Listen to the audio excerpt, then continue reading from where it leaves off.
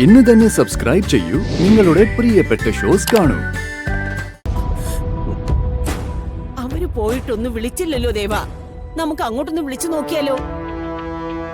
വേണ്ടമ്മേ, പ്രിയങ്ക നമ്മുടെ മകളാ. അവളോട് നമ്മൾ ക്ഷമിച്ച രീതിയിൽ ഒരുപക്ഷെ കണിമംഗലത്തുകാർക്ക് പറ്റണമെന്നില്ല. അവരുടെ തീരുമാനം എന്തായാലും അത് നമ്മൾ അംഗീകരിച്ചേ പറ്റൂ. രാധികയല്ലേ അവളെ കൂട്ടിക്കൊണ്ടു പോയത്. അതുകൊണ്ട് എനിക്കൊരു പ്രതീക്ഷയുണ്ട്.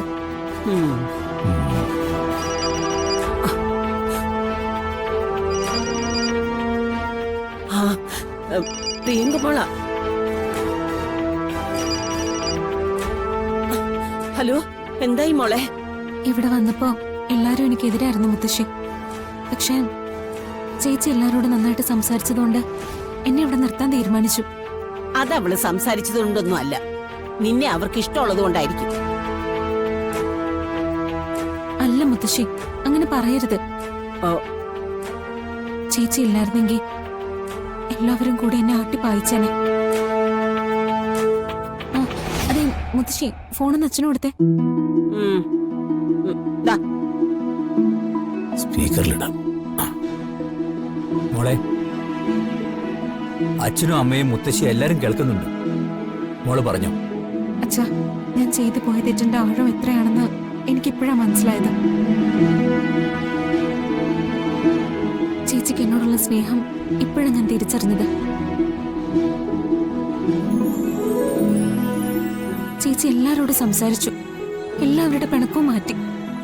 പ്രതീക്ഷിക്കാതിരുന്നിട്ടും ഞാനിപ്പോ കണിമംഗലത്തിന്റെ മരുമകള് തന്നെയായി. നന്നായി മോളെ. ഇനിയെങ്കിലും നിങ്ങൾ മക്കള് രണ്ടുപേരും ഒരു പിണക്കവും ഇല്ലാതെ ഒരുമിച്ച് മുന്നോട്ട് പോകണം. അതാ അച്ഛന് പറയാനുള്ളത്. അച്ഛാ, ഞാൻ ചേച്ചിക്ക് ഫോൺ കൊടുക്കാം.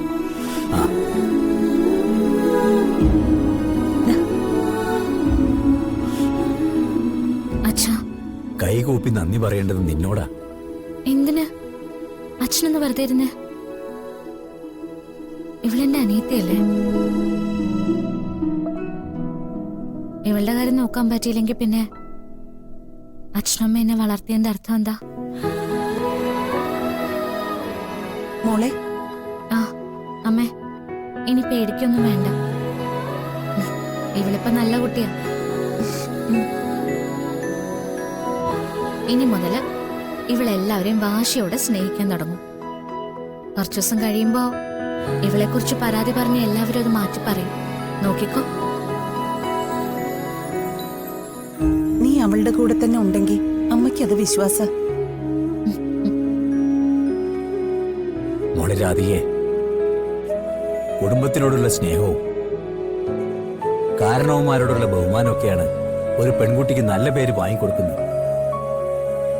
അത് മോക്ക് മനസ്സിലായോ? മനസ്സിലായി അച്ഛാ, ഞാൻ നോക്കിക്കോളാം അവളെ. അച്ഛന് സന്തോഷായി മോളെ. അവൾ തെറ്റുകൾ ചെയ്താലും അത് തിരുത്താൻ എന്റെ മോളെ അച്ഛൻ വളർത്തിയിട്ടുണ്ടല്ലോ. എന്നാ ശരി മോളെ, ഞാൻ ഇടയ്ക്കിടയ്ക്ക് വിളിച്ചോളാം അച്ഛാ.